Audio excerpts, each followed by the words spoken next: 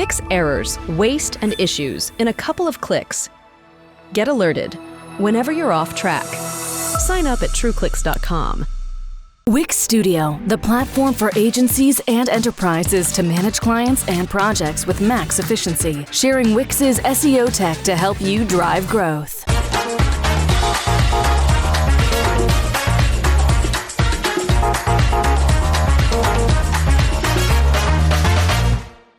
Hi everyone. So we are reaching to the end. I hope you guys all got all the free stuff. I live for it, so I hope you did as well. I'm Carmen Dominguez and I am the head of Organize at Hanam. I've been doing SEO since 2014 and man, things have changed since then. So since then I have worked both in-house, I have worked as a content writer, as a digital PR, and I wanted to go through all the things that have changed since maybe not 2014 because that's a lot, and how we should react to it in the future. So to begin with, let's go through all the changes that have happened since 2018. We can see that the SERPs actually, as time went through, have got a little bit more crowded. So we started seeing images, we started seeing more snippets. So in the end, getting actually any traffic to your site or any clicks to your site is getting more and more complicated. And in fact, it's not only us seeing it in the SERPs, it's also when we do different tests. So here we can see a test in which we get one blog post ranking in position 1 since 2020 until now. And then we can also compare the click-through rate. So we can see that the blog post has been ranking since, like always, in position 1. Click-through rate has gone down, but traffic has gone down quite considerably. We can also look at these tests that we did based on one of our clients. So what we did is we gathered all the pages that rank for the right head terms and compare the click-through rate or the traffic coming through to those pages through these keywords. And we can see that actually the correlation between ranking position 1 and getting the highest click-through rate is actually near 0. So it's 0.235. So what does it mean really? And also, in fact, I forgot about this. So click-through rate has gone down considerably since 2018, but it's expected to go down even further when SGE comes. So I'm sure that you have gone through a lot of talks these days about SGE, so I'm not going to get too much into it. But it is expected to change because obviously the organic space is going to be even lower. So we can see that currently organic takes not the biggest chunk, but quite a lot of space in the SERP. But whenever SGE comes, it's going to be quite smaller. This is, well, we don't have confirmation yet because we are using all the information from the VPN in the US, but it's also expected to differ depending on the industry you are in. So we cannot use all the industries as a rule, but it's expected to reduce quite a lot depending on the contents that you're writing. So if you haven't found yourself in this situation already, I'm afraid that you're going to find yourself in it soon. If you're only using rankings or mainly rankings to see if your strategy in SEO is working, you better change it. Why? Because as we have seen, rankings take less time to change versus how the SERPs change. So if we use, for example, every single Google update that has happened last year, I think there were tons of them, confirmed and unconfirmed, every single time the SERP has changed. It also changes many times depending on your history data, and it changes without any reason just because Google is testing. So relying in traditionally SEO is no longer the way to actually try to get all the traffic that you used to get a few years ago. Not only that, the SERPs are busier because we have seen that they change. There's way more competition since COVID, but also people are starting to use other platforms. So I think we have already heard the people talking before me that they're using video, they're using TikTok. They're actually using 40% of the new audience, and this information comes from this guy. For whoever you don't know, he's the senior vice president of Google, and he's in charge of sales, of search, sorry. So he's confirming that 40% of new users or younger users do actually search the information in TikTok and Instagram. And it's not only TikTok and Instagram. I know that all of you have noticed in the SERPs recently that Reddit is all over the place. And when it started coming up, I was like, but who uses Reddit? Because I have never used Reddit. But actually, depending on the industry that you are and the type of person that you are, there are a lot of people using Reddit. As it depends as well on the country. So we can see here that consumer technology, 38% of the people find their information in Reddit. So overall, depending on the industry, depending on what you want to hear, you now have competition with tons of other platforms. And just to answer the question, is TikTok a search engine? No, it's not. But it is really silly to ignore TikTok, as well as ignoring Pinterest, ignoring Instagram, ignoring YouTube, and all of them. So again, just to go one step backwards, we have said that the SERPs are getting busier. There is way more competition. We're getting less traffic because obviously there is a lot of things going on in there. And then we're also competing with all the searches, all the other platforms where people search information. We're also competing with AI. So there is a lot of AI content coming up in these days. We know it. We 51 day now since the March update is going on, which I don't know if we're going to keep calling it the March update. I would say the Q1, Q2 update. That it's trying to actually fight AI content. AI content is going so fast that people no longer trust Google, actually, or the information that they see in Google, same with Reddit. So we are competing with way more content, and the only way to actually show that this content is trustable and authentic is by creating it following it. Also, all this content that is being produced, and is the same with Reddit, we're seeing it as well in reviews, is not only AI content, it's also content that users do create. And those users don't necessarily know what they're talking about. Lots of people are just making things up, or they think they're right, but they are not factual. So another thing that we need to compete and that we need to look after. So in all, we are in a world where the user behavior is changing so fast. In a world where content is, I was about to say a swear word, bad, very bad, and is all over the place. And then also the SERPs are in constant change. So what do? We need to start using and thinking only about humans. And obviously, this is not the first time that we have said it before. That's why it came across. That's what Google started using to try to fight AI. But we need to use humans, think about our audience, and think about the basics of SEO. So we need to also think about clicks and links, right? Because even if Gary, who I don't know, is not around here, said that links don't matter, they actually do. So as I said, Google is using it, and I'm not going to dwell a lot into what it means because you guys all know what it means. But sometimes optimizing for it is really difficult because what does it mean, optimizing for it? You know that you need to go after experience, expertise, authority, and trustworthiness, but how do you show that, and how do you create a strategy based on that?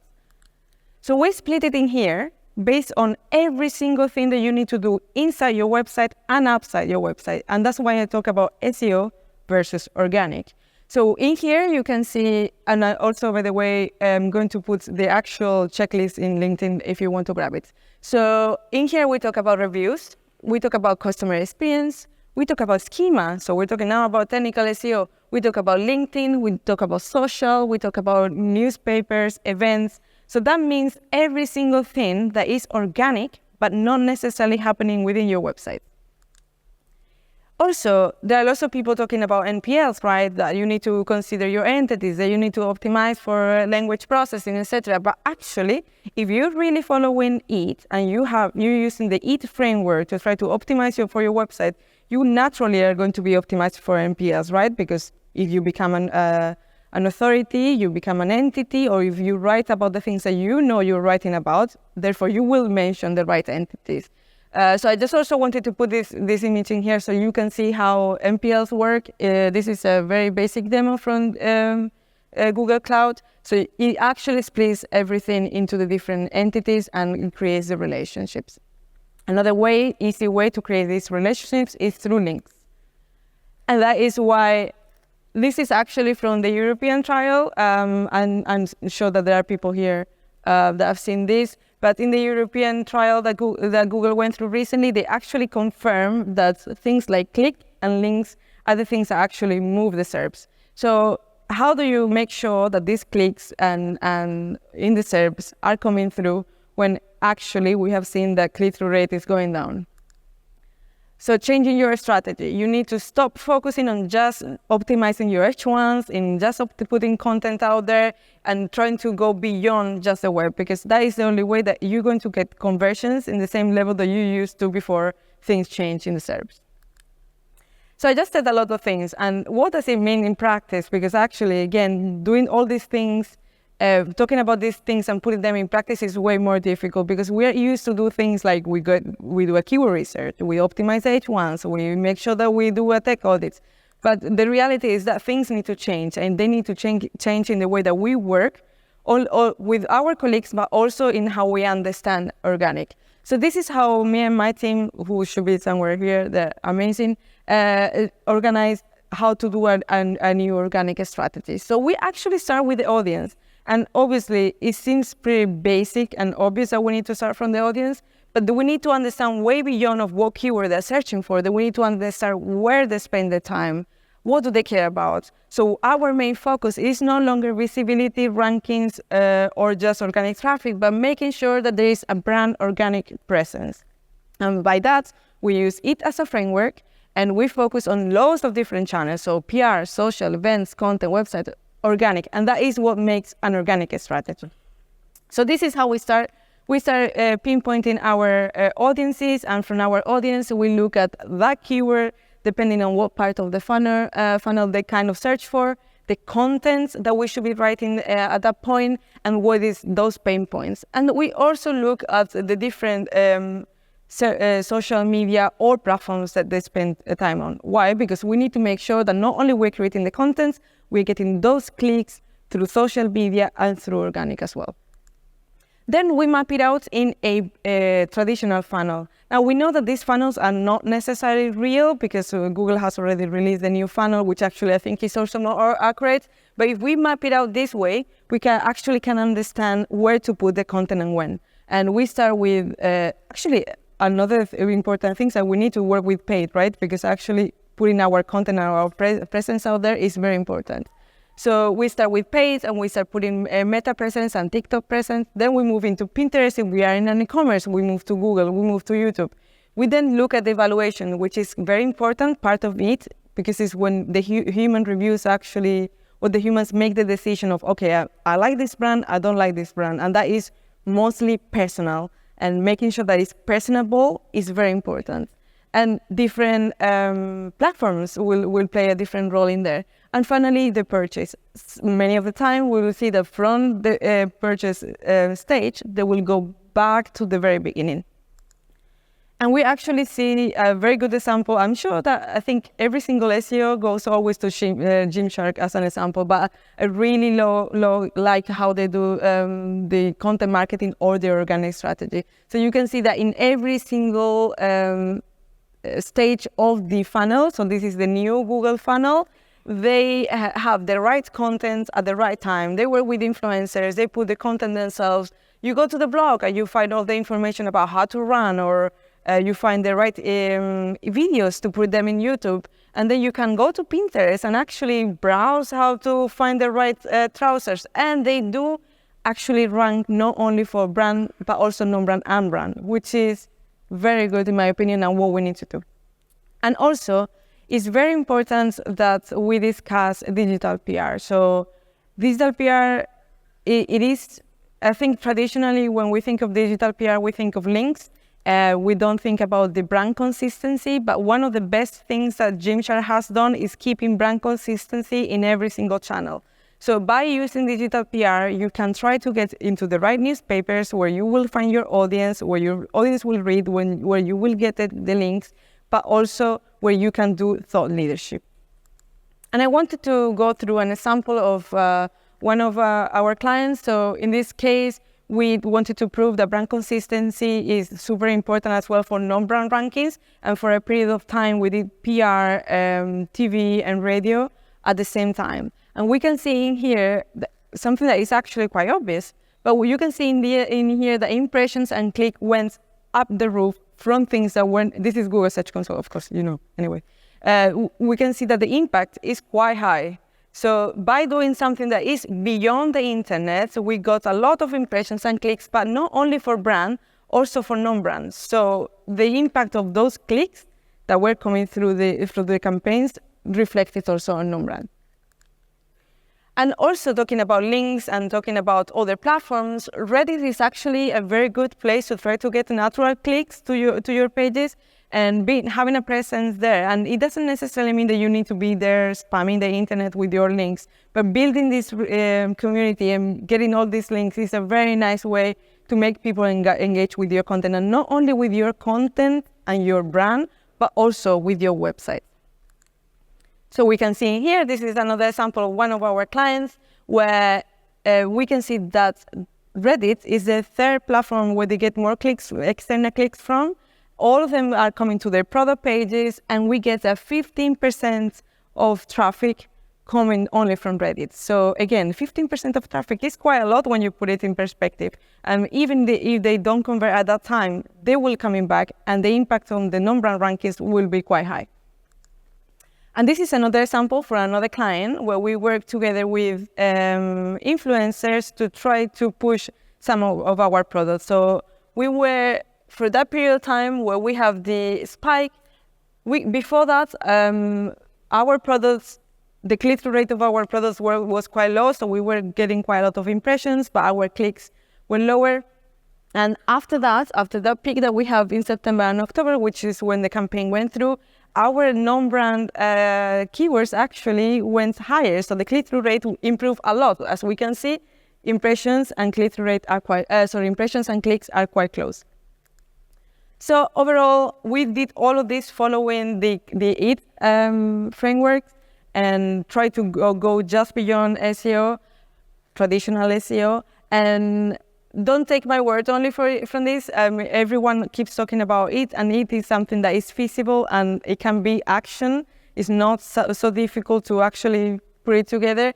And also, we might not feel necessary that it's happening at the moment because the SERPs are not very good, and we know that it is not at the moment present, but we also know that Google is trying to get that way. So we should think in advance and try to follow always the EEATs rather than just spamming the internet.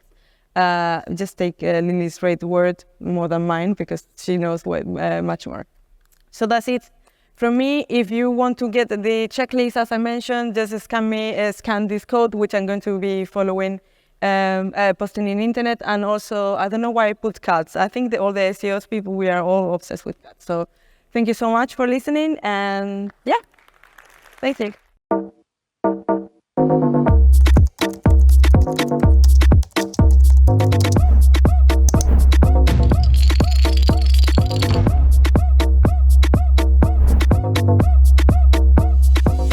Demand sphere.